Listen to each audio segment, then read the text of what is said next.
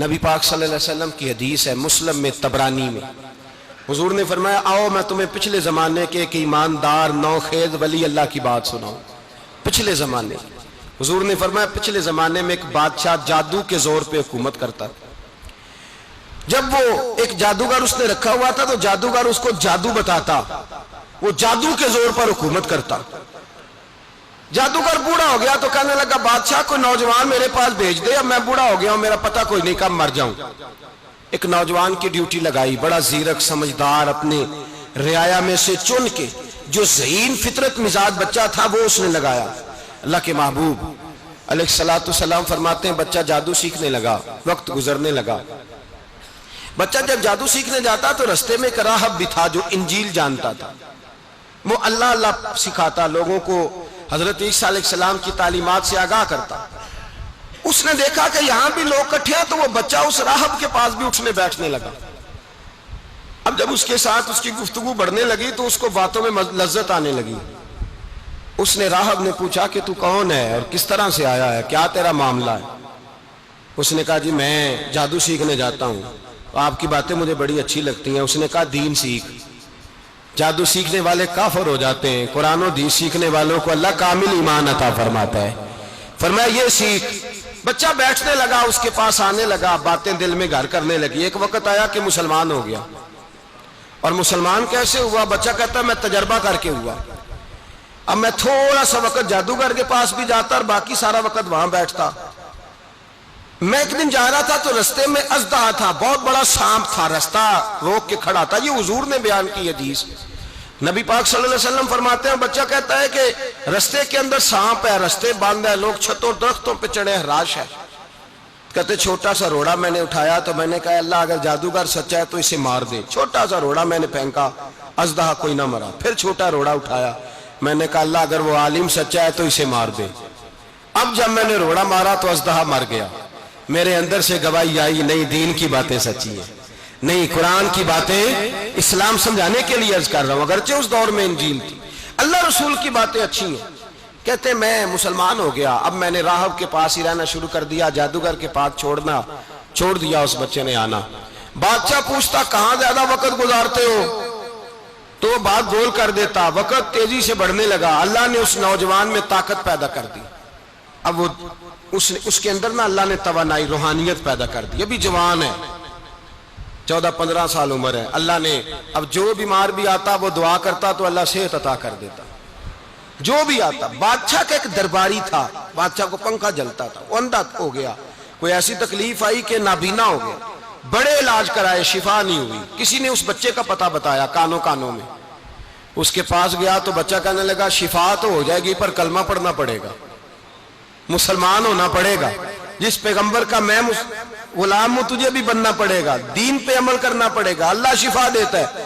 اس نے کہا تو مجھے کلمہ پڑھا، مجھے شفا دے، میں تیار ہوں۔ اس نے کہا شفا تو اللہ ہی دیتا ہے۔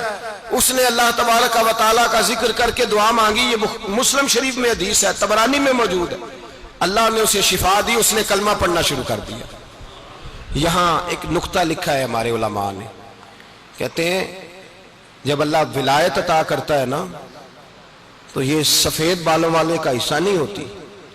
اگر جوانی میں کوئی آدمی توبہ کر کے تصوف کے رستے پہ چلتا ہے تو سب سے زیادہ ولایت اللہ اسے عطا فرماتا ہے، سب سے زیادہ ولایت اس کے پاس ہوتی ہے۔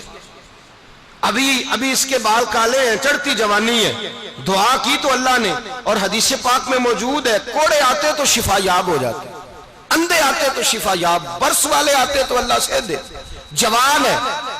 بادشاہ کے پاس وہ واپس گیا، وہ جو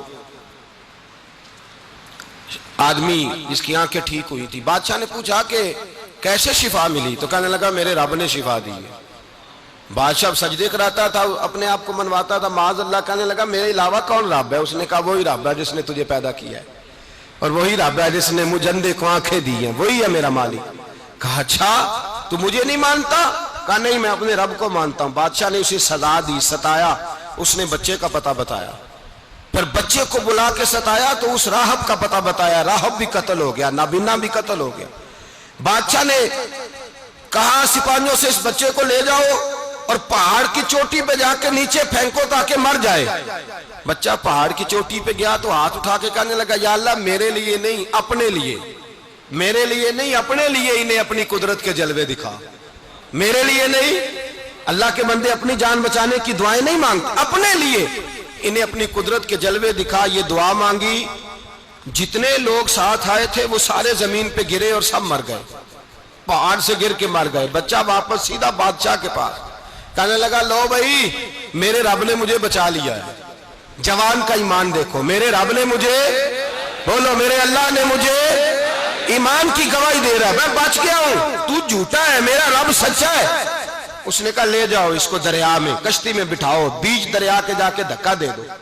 بیٹھے کشتی میں، دریا کے بیچ گئے، اور جب جا کے وہاں اس کو دھکا دینے لگے تو اس نے کہا اللہ میرے لیے نہیں اپنے لیے انہیں اپنی قدرت کے جلوے دکھا. بس ایک طوفان سا آیا، جتنے سپاہی ساتھ آئے تھے ڈوب کے مر گئے.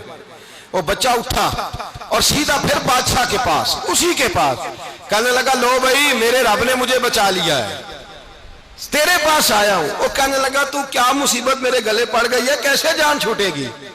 تو بچہ کہنے لگا اگر تو مجھے باندھے درخت کے ساتھ اور سارے ملک کو بلائے، لوگوں کو اکٹھا کرے، پھر تو مجھے تیر مارنا، میں تجھے بتاؤں گا کیسے مارنا ہے، میں مر جاؤں گا. اللہ کا بندہ نوجوان ایمان دیکھو، مرنے کے طریقے بتا رہا ہے، میں تجھے بتاؤں گا میں کیسے مروں گا. یہ بات کہی، بادشاہ نے سارا مجمع جمع کیا، ملک سارا باہر آ گیا، درخت کے ساتھ باندھ دیا. کہنے لگا بھائی لوگوں یہ مجھے مارنا چاہتا تھا، مار نہیں سکا، اب میں اسے بتانے لگا ہوں کہ میں کیسے مروں گا. اسے کہو جب تیر مارے تو ساتھ میرے رب کا نام بھی لے، میں اپنے رب کے نام پہ جان دوں گا، ایمان کی پختگی میں اللہ کے نام پر جان دوں گا. اسے کہو رب کے نام پہ مارے، مر جاؤں گا. بادشاہ نے اللہ کہہ کے تیر مارا، پیشانی میں لگا، بچے کی روح پرواز کر گئی. جتنا مجمع کھڑا تھا سارا کلمہ پڑھ کے مسلمان ہو گئے، سارے مسلمان ہو گئے سارے. میرے رسول پاک سید عالم صلی اللہ علیہ وسلم نے نوجوانوں کو بتایا جب تمہارے اندر ایمان کی قوت آئے گی تو اللہ تمہاری مدد کرے گا. فرمایا وہ نوخیز ولی تھا، ابھی جوان رانا تھا، ابھی اس کی پیشانی پر جوانی کے آثار تھے، لیکن اس نے اللہ کو راضی کیا، رب کریم کو راضی. ولایت کا مطلب بڑھاپا نہیں، ولایت کا مطلب وہ نہیں کہ جب بڑا لمبا وقت گزر جائے تو پھر آدمی آئے کہ نہیں اب کیا کرنا ہے، اب مسجد ہی ہے، اب تو اس کے علاوہ گزارا ہی کوئی نہیں. تو اس وقت کا آنا اللہ کی بارگاہ میں قبول تو ہے، لیکن شاباشی اسی کو ملتی ہے جو جوانی کا وقت آئے، جو عین اس وقت آئے جو وقت. میرے رسول پاک علیہ السلام کے غلام عبداللہ ابن عمر، حضرت عبداللہ ابن عمر رضی اللہ تعالیٰ عنہ فرماتے ہیں کہ میں نکلا، مجھے سفر کے لیے جانا تھا، تو تھوڑی سی کھجوریں، تھوڑا سا سرکہ، ایک شہد کی بوتل، چیزیں میں نے سفر کے لیے ساتھ رکھ لی. میں جب مدینے سے باہر صحرا میں نکلا نا تو رمضان نہیں تھا، غیر رمضان تھا. میں نے ایک نوجوان کو دیکھا بکریاں چرا رہا، بکریاں چرا رہا. اے جوان، آپ فرماتے ہیں اس کا چہرہ بڑا نورانیت والا، گرد پڑی ہوئی پر بڑا حسین. فرماتے ہیں میں نے اس کو کہا کہ آ جاؤ کھانا کھا لو، روزے بھی نہیں تھے. کہنے لگا نہیں میں نے روزہ رکھا ہوا ہے. فرماتے ہیں میں نے کہا پتہ کروں کہ میرا نیک ہی ہے کہ پرہیزگار بھی ہے. نیک وہ ہوتا ہے جو نماز پڑھے روزہ رکھے، پرہیزگار وہ ہوتا ہے جو گناہ سے بچے، وہ پرہیزگار ہوتا ہے. کہا پتہ کروں پرہیزگار بھی ہے کہ نہیں. کہتے میں قریب گیا تو میں نے جا کے اس کو کہا بھائی تیری بکریاں بڑی پیاری ہیں، میرا دل کرتا ہے کہ بکری مجھے دے دو.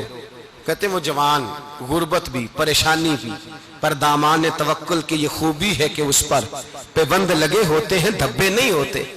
غربت ہے. کہا جناب ایک بکری دے دو. آنے لگا جناب بکریاں میری نہیں، بکریوں کا مالک کوئی اور ہے. کہتے میں نے آزمانے کے لیے کہا کہ بکریوں کے مالک کو کہنا ایک بکری بھیڑیا لے گیا ہے، کہہ دینا بھیڑیا لے گیا ہے.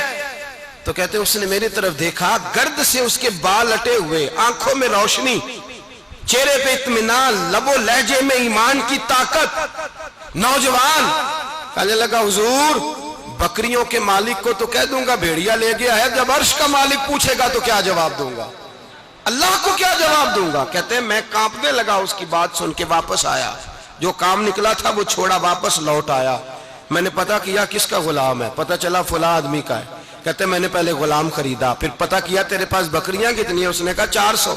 کہتے میں نے مالک سے ساری بکریاں خریدی، پھر غلام کو بلایا، پھر وہ بکریاں تحفے میں دی، تحفے میں کہنے لگا حضور یہ سارا کچھ مجھے کیسے ملا؟ میں نے کہا تیرا ایمان بڑا پختہ تھا تو میرے رب نے تجھے انعام عطا فرمایا ہے۔